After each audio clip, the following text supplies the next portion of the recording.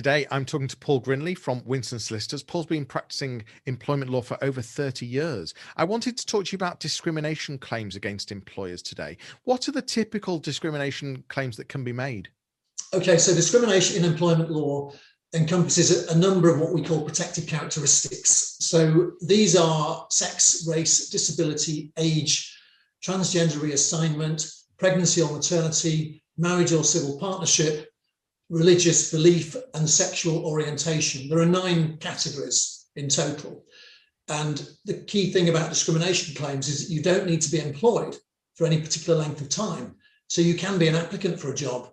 You can be in a job for a very short space of time. But if you feel you've been treated less favourably because of one of these grounds, then you may well have a claim. And discrimination claims can result in much higher awards of compensation because you can receive compensation for injury to feelings as well as loss of earnings. And is there a time limit in terms of how soon I've got to make a claim, but also have I got to have been working for the employer for a particular length of time as well? No, that's the key point about discrimination claims, which employers need to be aware of too, is that they can face claims from an employee who has just applied for a job and not been given the job. They can face claims from people with less than 2 years service, which is the normal qualifying threshold to bring an unfair dismissal claim.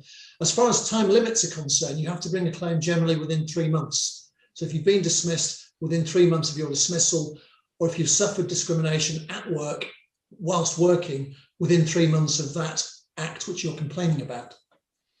And so what I'm hearing there is that actually, discrimination claims don't always have to be against an employer, especially if you've just only gone for an interview, or are you saying that I can claim against individuals as well?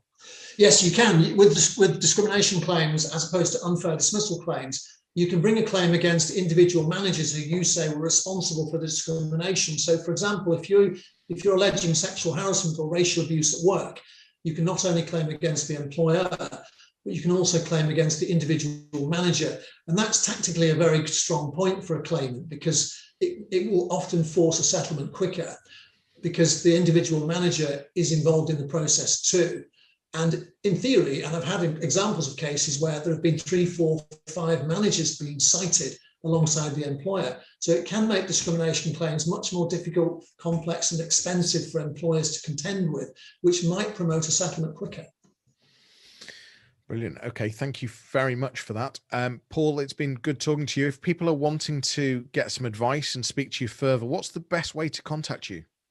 You can contact me through the Winston Solicitors website or email me, which is paulg@winstonssolicitors.co.uk, or just ring me on my mobile, which is 07932 173 666. Excellent. Thanks so much. I look forward to speaking to you again soon. Take care. Thank you. Goodbye.